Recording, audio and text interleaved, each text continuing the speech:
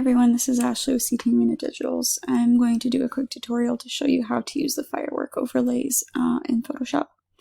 They are super easy to use. I have an image open that I'm going to use, and I have a few different overlays open.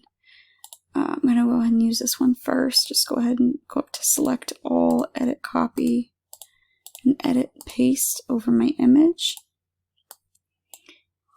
I'm just going to resize it real quick. I actually wanted to keep my proportions, but that's okay. I'm going to change the blending mode to screen. Resize here. Coming up right in between them. And yeah, that's literally it. That's if you're happy with that. You can duplicate the layer if you want it to be brighter.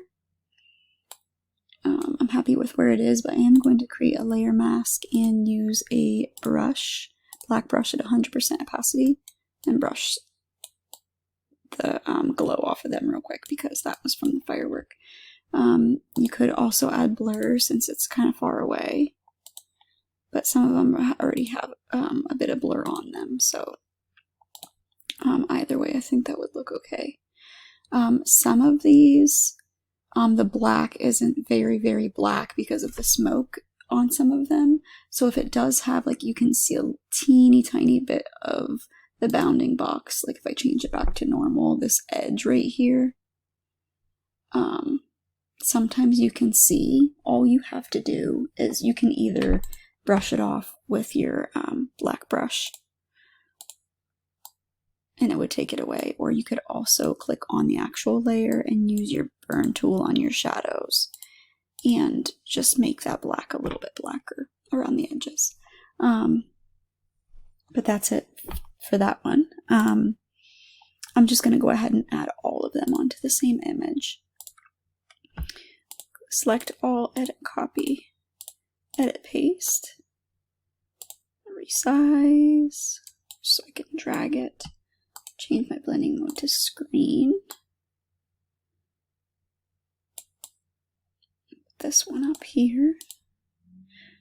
And now you can still see, like I said, a little bit of that edge. So if I just click on this, use my burn tool, and just go around the edge of that, it completely disappears. If it doesn't, you can just create the layer mask and use your black brush and brush it off. Oh, excuse me. I think that one looks really good too. I wouldn't do anything else to this one either. I wanted to do this one because it goes outside the edges, so you're going to need to brush some of it off. So I'm going to go to Select All, Edit Copy, and Edit and Paste into my image.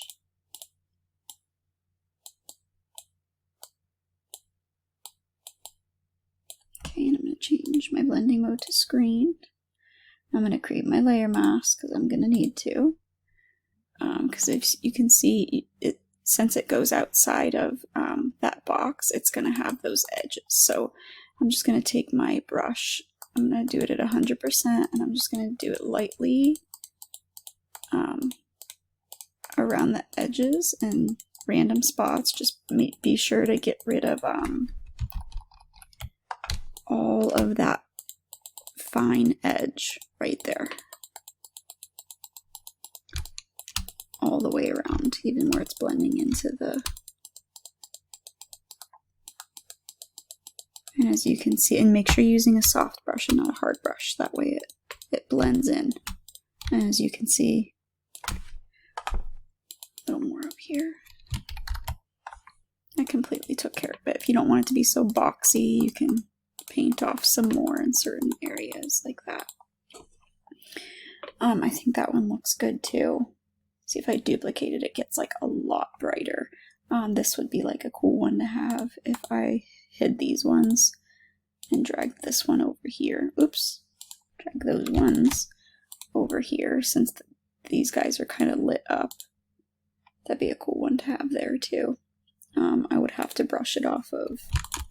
See, if I merge these together, you have to change it back to screen. You would have to brush it off. Sorry, create a layer mask. You would have to brush it off of them again, and that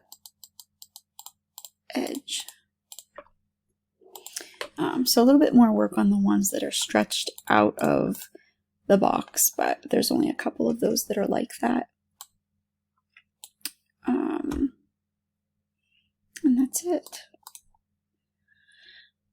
I love these. They're super easy to use. I figured I'd get a set in the shop with 4th of July coming up.